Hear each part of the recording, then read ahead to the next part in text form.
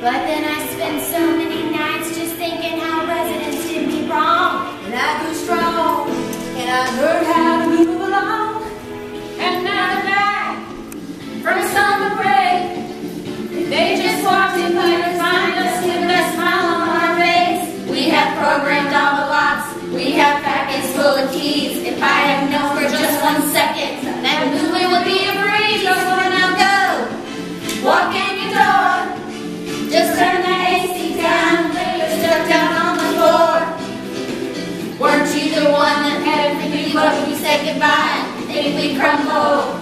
Do you think we'd lay down and die? Oh no, not us.